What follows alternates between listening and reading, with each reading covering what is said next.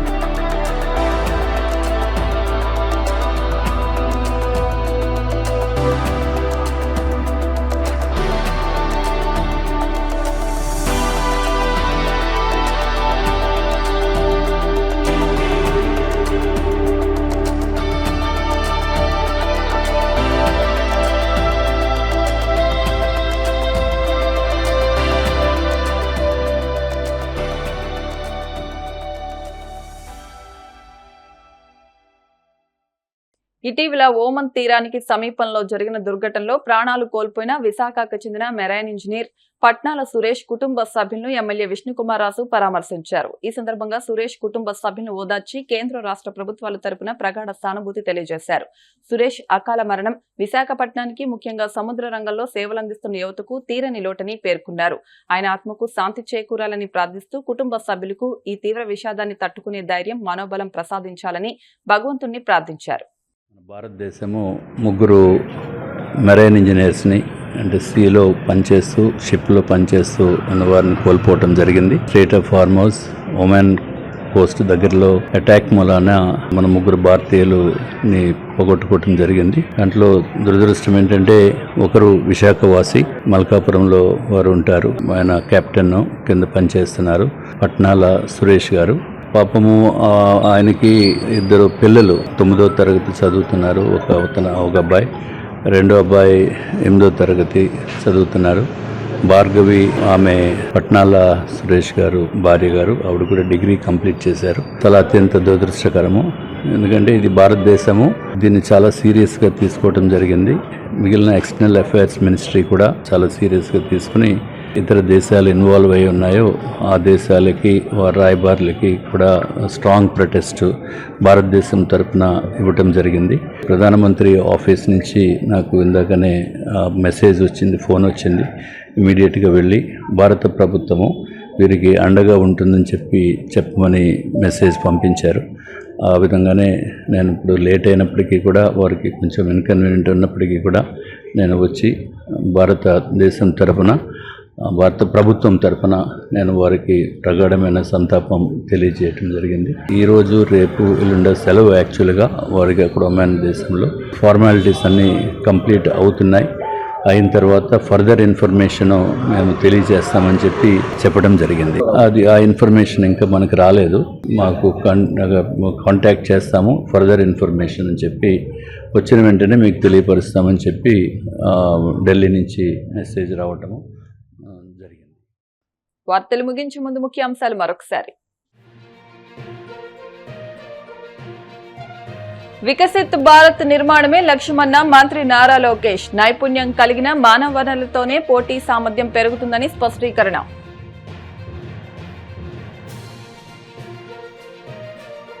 కూటమి సర్కారు చేస్తున్న అభివృద్ధిని చూసి ఓర్వలేక వైసీపీ నాయకులు తప్పుడు ప్రచారంతో ర్యాలీలు చేస్తున్నారు. MLA Bolisetti Srinivas fire.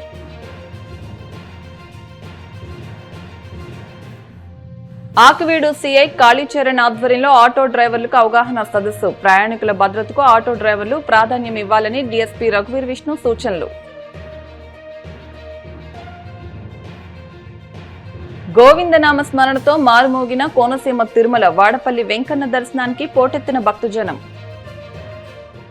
ఈ వార్తలు ఇంతటితో సమాప్తం. మరిన్ని వార్తల కోసం BCN digital YouTube channel, Facebook page ని ఫాలో అవ్వండి. అప్డేట్ వార్తల కోసం ప్లీజ్ సబ్స్క్రైబ్.